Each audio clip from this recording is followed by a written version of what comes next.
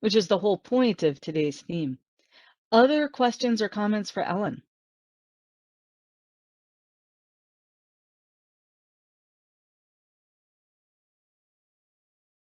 All right, then Vladimir, why don't you get your presentation booted up?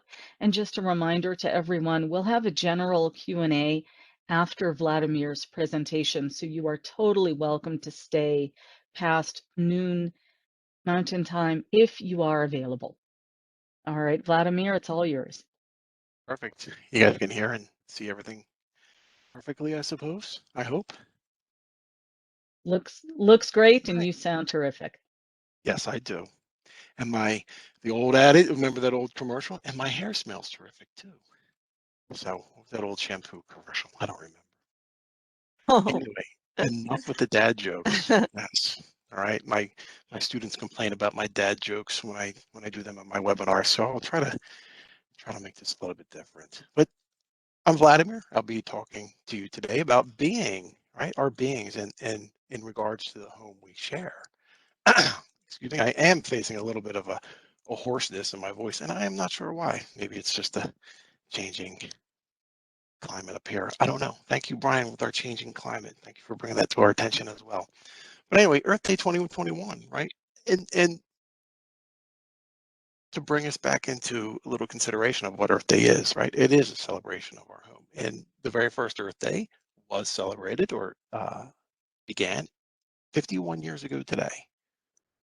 51 years ago today. And that's probably as a result of, the social movements going on and the realization of the connections between people and where we are and who we are. And so for my talk, the next few slides, I'm not going to say anything. So for the next few slides, I think there's like 5 or 6 of them. I'm not going to say anything, right? You're just going to see some images. And what I would like for you to do, maybe write down if you have some paper next to you or something like that, write down what you think. Write down maybe some of the emotions that come to mind or some of the observations that you see. And just something to reflect upon. So when you hear me talk, that's when I'll continue the rest of the talk. But they'll be on for about 20, 25 seconds, something like that.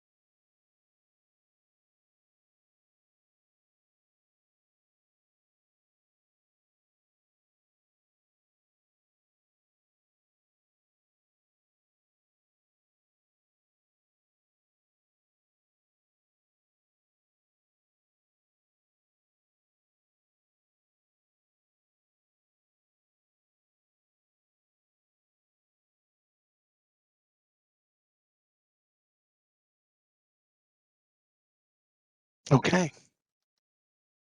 So take a moment. Maybe think about some of the images that you saw. Think about some of the emotions that were going through your head. You know, maybe as you were writing something down, some of those thoughts could be, did they make you angry?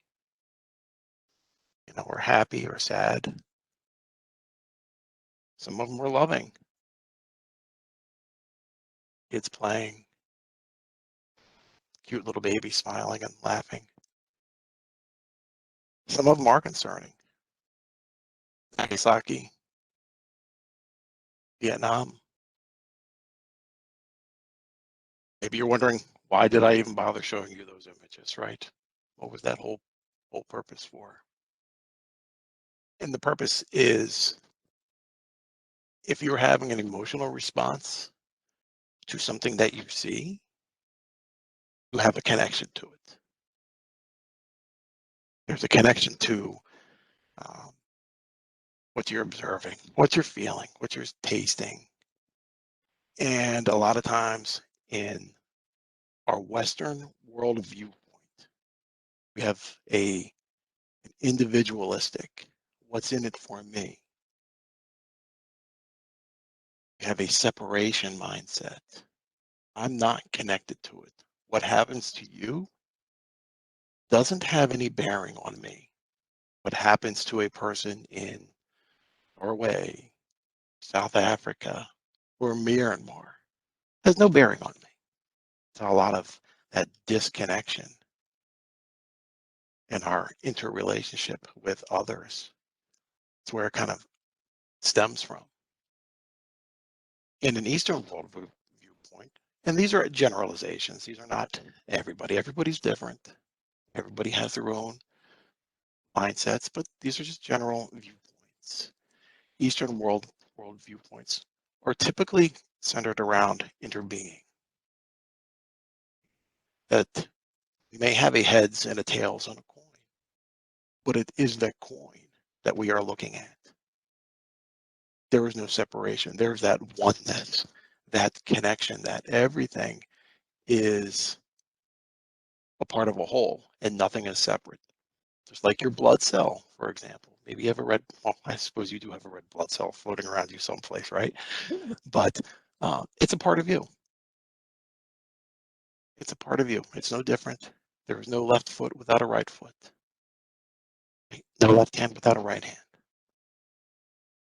So that's the beginning of understanding our home, is that you're a part of a connection, not separate from that.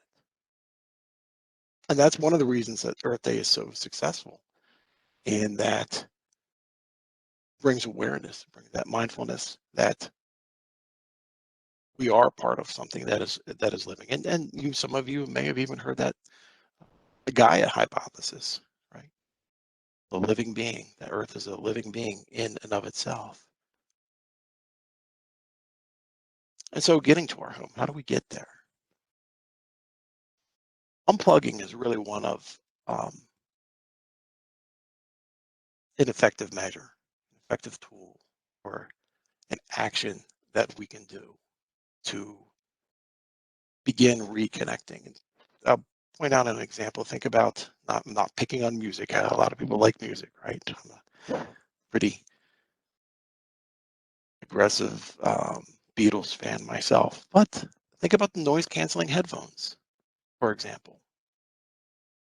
When we have those on, right, or maybe even turning up the volume on the TV really loud, we are disconnecting from what is around us. We are trying to remove ourselves from the world around us. Think about some of the news, right, that we watch. Look at you, or maybe look over your shoulder. Do you have the TV going on right now as you're maybe listening to me, or even as you work? Do you have on Fox or CNN or PBS or something else going on as a distraction?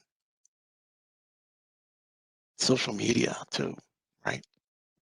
How many times do we just scroll through social media, right? Just aimlessly looking for something to read, looking for something to occupy our time. to try to take us away from where we are in that present moment. And toxic relationships too, think about that as well. If any, and it doesn't have to be something super aggressive, but it could be even a codependency relationship. That's taking away from you as well. So focused on helping someone else that maybe you're not paying attention to yourself as you should be or as you can be. And so when we think about what's inside of us, right, we all have these basic elements of existence. We're not talking periodic table, right? Existence, right? Those types of elements. But when we breathe in, right, we are taking in that life-giving air that the plants provide us. And then when you breathe out, you are providing that air back to those plants, right? For their photosynthesis, right? As part of that natural process, that wonderful process that is a relationship between us and plants. Or when you drink, you're hydrating your body with that life-giving water that all living beings need to survive. I don't think I know any that don't need water. Or when you eat, right, you're using those nutrients that those plants provide you, right? They pick up those nutrients from the soil, right? That's absorbed inside and building up those carrots and mangoes and dates and bananas or whatever it is you like to eat. Or even when you relieve yourself, right? You are supporting other forms of life. There is no separation in that sense. It's all joined together. And so how do we get there? Believe it or not, you're already there. And what I would like for you to consider is think about one of those nights where you're sleeping restlessly. Maybe you were in a very deep sleep, right? And you didn't know that you were in a deep sleep. Very relaxed, you're in a deep sleep and you're not aware of your surroundings. But every now and then on a restless night, you wake up and you realize very briefly, I am home. I am safe. And I am in my bed. So for a fleeting moment during that night, you realize that you're already home. You didn't have to go anywhere. Didn't have to do anything special, but open your eyes to realize that you're already home. And society, with all of the distractions that are going on, is very much like when we're sleeping. We just go through the motions without any awareness of what's going on around us. Not watching the flowers bloom. Maybe not watching the butterflies, or even watching our neighbor, maybe in despair.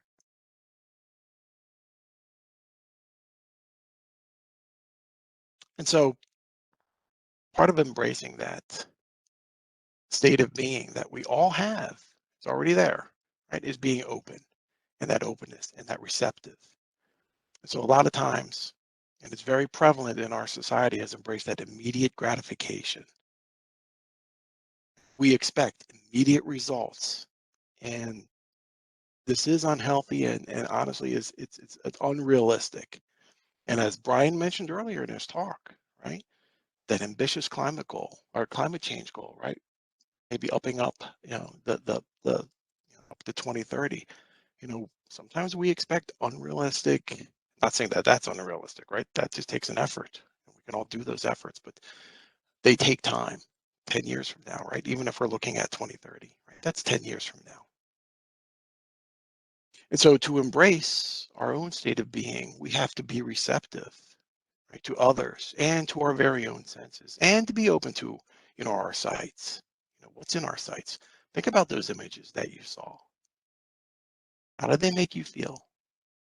That's the connection that you feel without even knowing that person or that animal or that situation, or even from something a long time ago, before many of us were even born. Think about those sounds. Noise canceling headphones, for example, they're going to take away those sounds of that dog barking, the kids laughing, the chainsaw in the background of neighbor cutting down her trees. The touch. Think about the last time you touched a tree, the last time you felt that rough bark, or the taste, right, of your favorite food, or the smells of, be your flower garden, could be unripe bananas, could be the smell of coffee, could be the smell of Pop-Tarts, all those smells that are out there, and the emotions that go with us. We have to be, being open to those, being open, being receptive to those, everything that we have within inside us. It's already there. And so letting go will enable us to start to embrace that state of being, right? And we have that natural resistance. Sometimes just in our own culture, right? We have a resistance to being kind sometimes. Think about when you saw that person begging for change. And what did you do? Did you look away? Or did you offer them assistance? Maybe you said hello to them. Maybe you didn't. And so sometimes even the ego gets in the way. I'm not going to be kind to this other person because they did something to me. Or I'm not going to help this little animal. I'm not going to slow down, when the squirrel crosses the street while I'm driving because I shouldn't have to stop. Or for the pedestrian that's trying to cross, right? Maybe you just pretend you don't see them because you have some place to be, but so do they. And so when we have that acceptance of we all have these emotions, we all have these needs, we can begin to embrace our true home, our earth. We all share it. We all breathe the same air. We all breathe, we still breathe the same air, right? But we all have, drink the same water. Right? We all share food. We all have these so many wonderful commonalities that sometimes, we resist that we do have these commonalities. And so closing, just to leave this with this little quote by Thich Nhat Hanh: kiss the earth with each step you take. So walk around barefoot in the grass. Walk around barefoot on the dirty soil, on the dirt road. We have soap. You can wash your feet off later on. Don't sweat it. All right. All right. Well, that's all I have for you guys. And just thank you for your time. And so as you continue to watch all of the rest of these wonderful presentations celebrating Earth Day today, right? Know that whatever it is that's being talked about, it's also about you. We're not separate from those grasslands. We're not separate from Mars. Looks far away, but you're still part of it. You're not separate from the stars. You're not separate from the water. You're not separate from the air. And you're not even separate from the other person presenting. So with that, I do conclude. And I wish you all a journey of peace and wellness for the rest of your day. Thank you so much, Vladimir. What a wonderful reminder of our interconnectedness with each other, with our planet, and you lowered my heart rate, so thank you. Thank you. Comments or questions for Vladimir or the other presenters?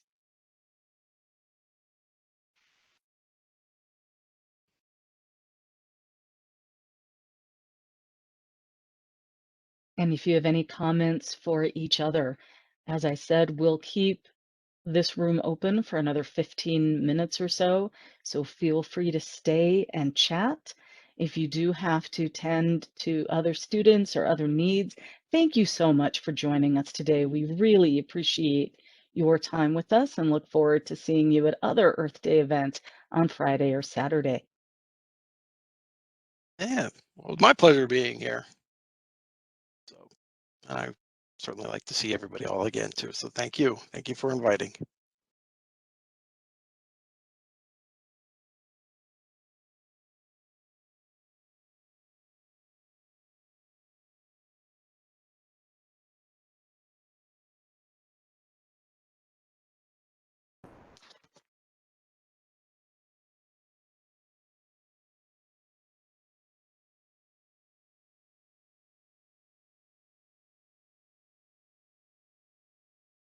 All right, I'm turning my video back on so we can chat. And if you have anything you want to say other than thank you and goodbye, it would be wonderful to hear from you or see your face. I'm just going to say thank you and goodbye. Thank you, Vladimir. That was awesome. Thank you.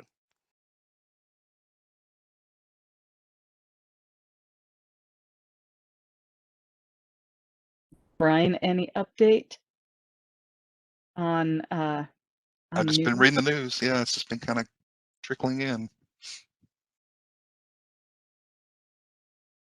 Well, I want to thank everyone for keeping this so on schedule. I mean, Vladimir, Ellen, Brian, you were right on time and on target with your presentations. Lots of run-throughs, put it that way.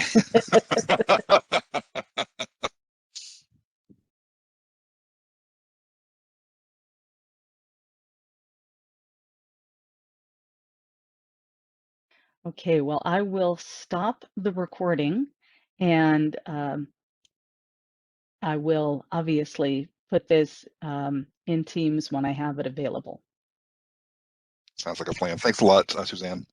Yes, Suzanne, thank you thank you. so much. I appreciate it. Thank you, Ellen. Thank you, Brian.